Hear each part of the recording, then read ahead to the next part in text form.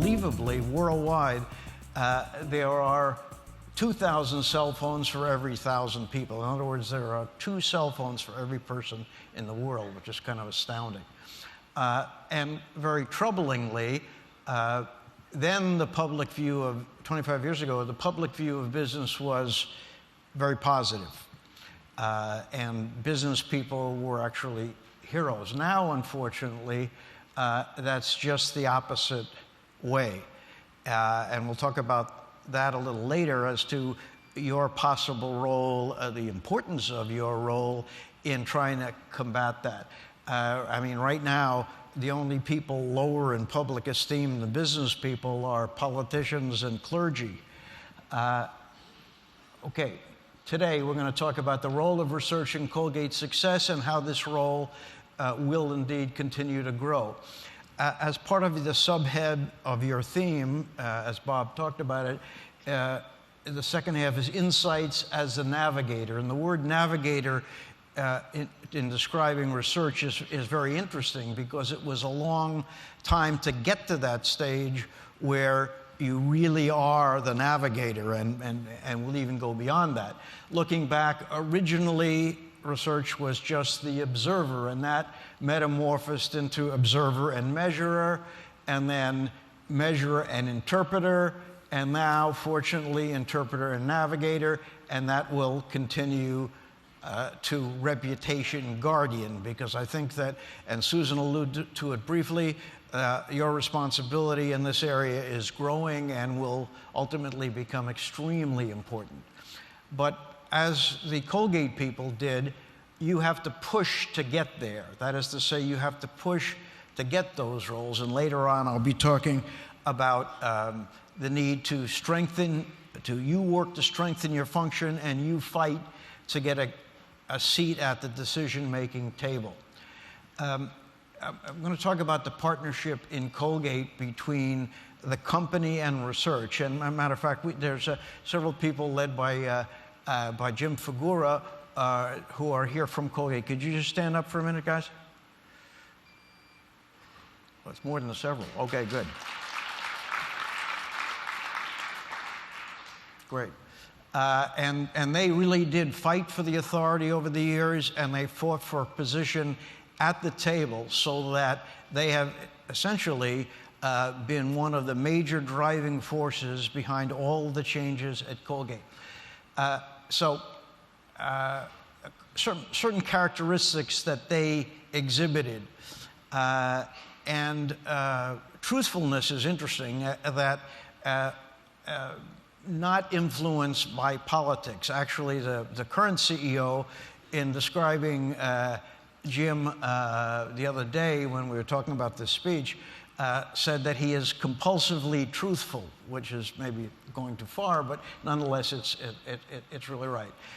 The constant push to increase influence has been there, and always demanding a seat at the decision table. Very important.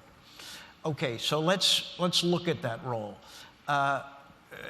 When I say Colgate's success, there are many kinds of success, and the most important kind of success is a cultural one in terms of relationships within the company and to the customer.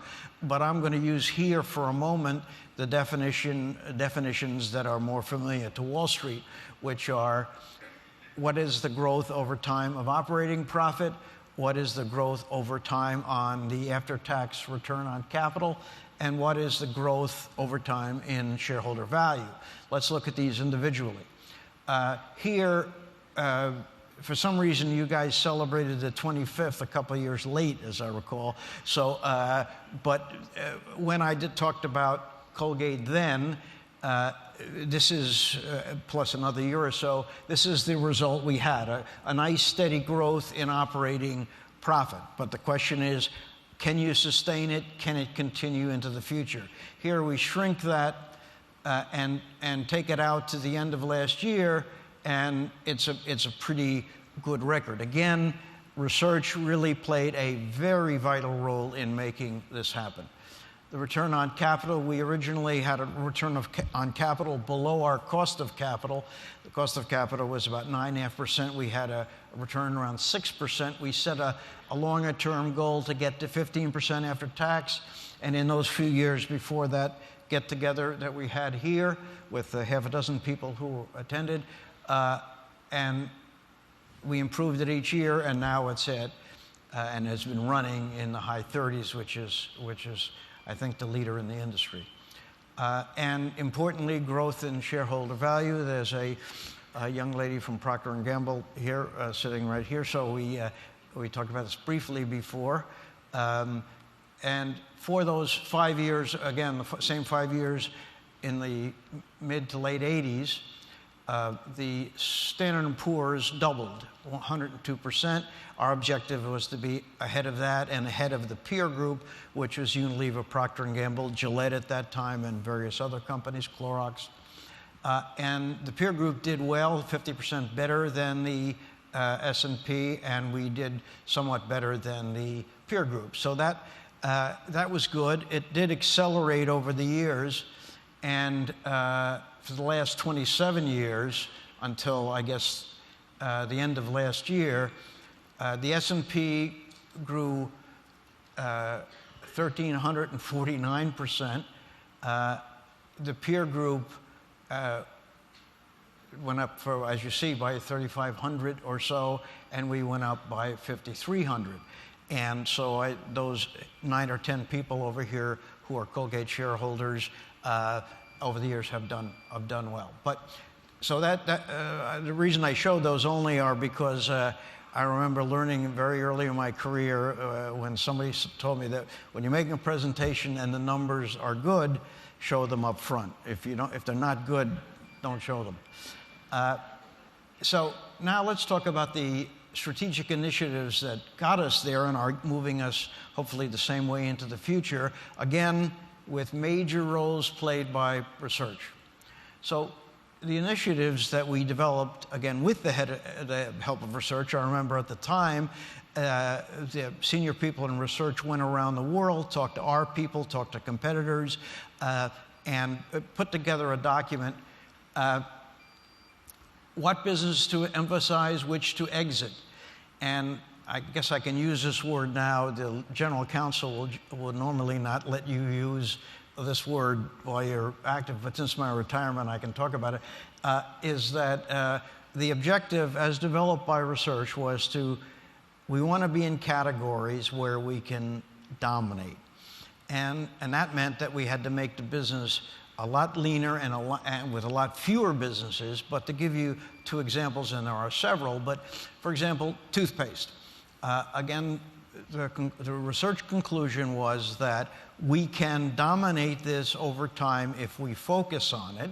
And that was due to our international spread and also the fact that even at that time, on a worldwide basis, competitor 1 had 16% of the market, competitor 2 had 17%, and Colgate on a worldwide basis had 31%.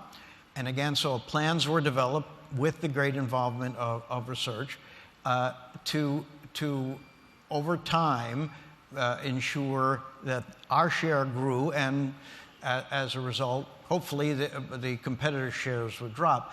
And those are the then numbers. The now numbers are competitor 1 has gone down to 14.6 worldwide. This is in 200-odd countries. Competitor 2 has dropped by almost half, and we have gone up to 44 and change. And again, that was our decision based on margin considerations and, most importantly, the strategic need to dominate. At the same time, research took the lead in determining what categories we should exit. And a good example is detergents. At the time, the competitor 1 had 46, which I believe is our friends from Cincinnati. Competitor 2, which is our friends from Europe, had 20%, and we had 7.9. And I remember distinctly running that business a long time ago in the 70s, and having research people come up and some outside consultants say, you shouldn't be in this business. And my reaction then was, no, damn it, we're gonna beat those guys and all this good Marine Corps stuff. But they were right, and took us a decade to realize it, but we finally did take the advice and get out on a worldwide basis, get out of this market, which also drove our margin up and other side benefits. The second thing that a strategic initiative in which research was instrumental was to accelerate new product processes and expansion. We had historically US-centric research. Most of the research was done here. The rest of the world did it on a kind of an ad hoc basis, depending upon the local manager and so on. And there was a total amount of new product independence. You could virtually launch any product you wanted. I do remember that when I was a subsidiary manager in a few countries overseas, that you would send this form into New York asking permission to launch a new product, and you wouldn't hear anything for 6 months or a year, but you'd launch it anyway. And then you knew what would happen is that the people in New York would see, did it succeed or did it fail? And if it succeeded, they approved the application. And if it failed, they denied it. When I was general manager of Canada, we launched a food product. So that's one subsidiary in the world makes a strategic decision to go into the food business, and nothing happened. As a matter of fact, I was promoted as a result of it. So you never know. But that's really not the way a global company can be run. So again, research participated in a situation where gradually research became globalized, and we moved to a position where there are 9 global consumer insight and innovation centers around the world that are run and managed by research people that deal with, as a matter of fact, I think several of the people who stood up have at one time run those centers. Is that right? Is that right, Jim? Yeah. Those centers are around the world, and that greatly facilitates new product rollout speed. We used to do it very slowly, country by country, making changes as we went and so on. Now, a recent example is Sensitive Pro Relief, where that essentially was expanded to 4 continents, I guess it was, in many, many countries over a 6-month period.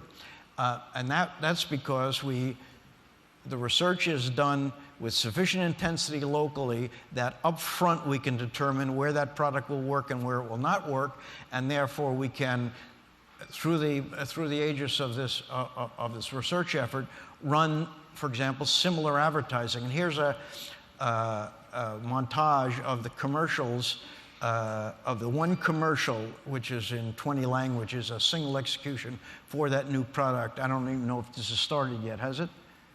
The advertising? I don't know. And research has played an absolutely vital role in improving our global creative excellence. This is an important area that's been underway for many, many years and is reaching new heights every day. We were one of the first to put in a new agency compensation committee, stressing the importance and putting in a lot of research, and quite sophisticated research, to determine the big idea and to ensure that it was spread around the world. And at the time, and now this is much more sophisticated than I'm going to present it here, but there was a course for all management on leadership steps to creative excellence. Again, research played a vital role and is playing an increasing role now that media is so much more complicated and the alternatives are so many. Obviously, 25 years ago, the alternatives were extremely limited. Now they are almost infinite. High and low spending tests and various ways of spending the same amount of dollar to try to answer the classic question about which half of the advertising works and which doesn't. Whole worldwide shopper marketing exploration, which has now emerged as another worldwide organization within the Colgate Group, based on the research done by our people. New media testing. But perhaps the most important role that I think research has played in Colgate's success and should be playing is defining and building the culture of the company, obviously with the values. And I remember starting 25 years ago, and for a long, long time, I would talk to Wall Street analysts about how important culture was and how that made such a difference, and that's what could keep those results going. And all you got was a big yawn and no interest. And the question is, what's the next needle-moving event? When's you're going to make an acquisition, or when you're going to launch a new product? But I think the world, even though there's still much of that reaction, the world has realized that it is a cultural aspect that causes an Enron, or take these more recent scandals, and that if you could get inside a company and read the culture, that would be the best investment guide you could possibly have. And again, I want to stress that each of you involved in research, I think, have to find a way to try to both measure and influence the culture and the application of values within your company, because that, in the final analysis, makes all the difference. And again, as I say, a partnership within Colgate between research and everybody else on values. Quickly, everybody has, I'm sure, a set of values. I'm sure Enron had values stuck on the wall as well. But the question is it really incorporated into the everyday life of every person within the company? And do people set the example and all those things? But continuous improvement is an important aspect too. You don't have to hit a home run every time. The concept is to improve every day. Global teamwork and caring. Let's talk very quickly about continuous improvement. All human activity, and certainly activity within a company, as researchers, basically falls along a normal curve, that on the right side, people are doing whatever it is very well, and on the left side, people are doing it poorly, and the average is in the middle. And again, the job of management and the job of research is to find ways to move that curve to the right, so it gets a little better, and a little better, and a little better. And that's what builds value over a long, long period of time. Again, research greatly involved in creation of and detecting the need for education. We have 270 courses, unbelievably, and 3,000 people worldwide, Colgate employees who are engineers or researchers or are chemists or marketing people, are certified at teaching those courses, and it goes on continually. Happens all over the world. Global teamwork, it speaks for itself, but for example, in the toothpaste business, the recommendation of the dentist is a very important aspect, as you can imagine. I see the young lady from Procter & Gamble is not here. I was going to make a wisecrack, but I guess I will not. And research determined worldwide what our recommendation levels were, and then together with the group that works on this, put together a worldwide step-by-step plan of sampling, advertising, detailing, the whole shooting match in developed countries and developing countries, and that has resulted in a material increase in the dental recommendations, and as a result, the business, of course, continues to improve. Caring, probably the most important, caring for consumers, the world we live in, each other. and the integrity of the organization. Code of conduct, again, major inputs from research and determining whether or not it is followed, similar to in our quest for diversity. Again, these are names or words that are, of course, very much in use today, but again, you as researchers have to be behind these. You have to seek and actually demand a seat at the table. And I'm looking at the time.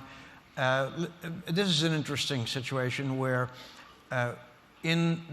worldwide, it happens in this country and it happens around the world, we spend a lot of time and a lot of money over a lot of years teaching young people to brush, to take care of their teeth. But as I mentioned earlier, because the current business climate brings new obligations. I mean, those 8 or 10 people who stood up, who were here 25 years ago, I think you and everyone else has to be kind of astounded at what's been going on in terms of business reputation and reality.